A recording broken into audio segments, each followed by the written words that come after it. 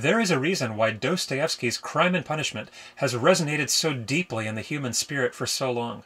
For we are awash in the same sea of uncertainty that Rodion Romanovich Raskolnikov swam in.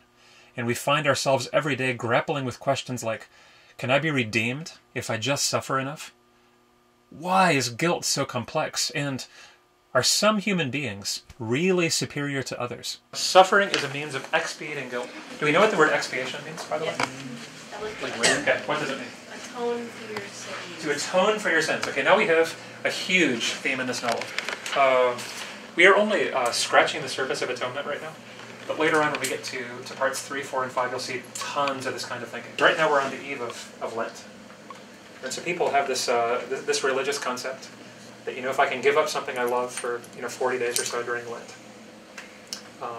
then that will help me, expiate the guilt of the indulgence that I engage in for the rest of the year, right? So you mean like self-inflicted, like mental trauma or something like that?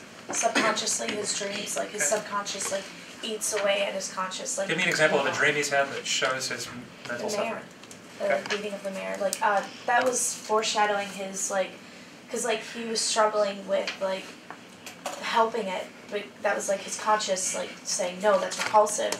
But his dad was kind of holding him back. It's just something that's going to happen. You could say that he has self-inflicted isolation through antisocial behavior. His isolation is a way of making himself suffer. Think about Marmeladov for a second, going back to the beginning of part 1, and then I'll get to you next.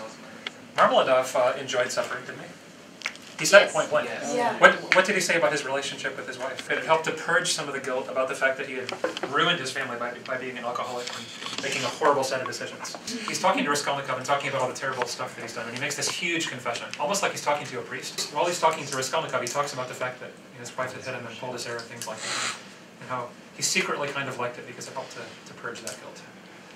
There's some religious sects where they have self-flagellation on. Sure.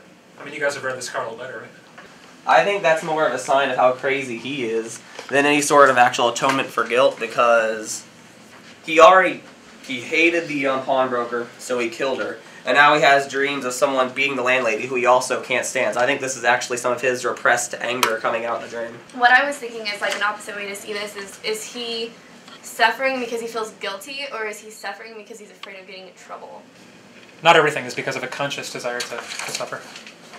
Or I think he consciously and subconsciously wants to punish himself by basically when you get in trouble, you talk about something or you think about something so much that you rid your mind of that problem by talking to yourself so much about it. Kind of like a song. You get stuck on a song and you continually put it in your head, and eventually you don't like the song anymore, so you just throw it out. Kind of like that. He's getting to the point where he's talking about so much within his head he's going to eventually forget about it because he's done one over time and time again in his head. So I guess that's a way of ridding it. He sees himself as better than other people. So I don't think he feels he needs to atone because he feels he's justified to himself. All the tension and paranoia comes from a cognitive dissonance between he wants to atone for the crime because he does feel guilt, but he also wants to not get caught. What is cognitive dissonance? An internal conflict. An internal conflict. And there's plenty of that here. You are exactly right. Raskolnikov later will choose paths of suffering. At this point, he has not yet done that. Because I think he still feels sort of smug and self-justified and things like that. Plus he doesn't even know what he's done yet. I mean, he's still in this weird fog. He's sitting around in his apartment, getting waited on hand and put by close friends. I agree with him in that he's not feeling guilty for it, because he ran by those people who were talking to the sister and were giving her these other jobs, and she was like, oh, I have to ask my sister if it's okay first. And when she left, they were talking about how the pawn lady was this evil lady and how she has so much money, but she keeps it all to herself. Which is remarkably similar to the justifications we use for most of the stuff that we do in life, right? Yeah. Shifting the blame. She was a bad person, so she deserved. When Alex brought up the landlady, yeah. The landlady is always in the background, peeking through the door.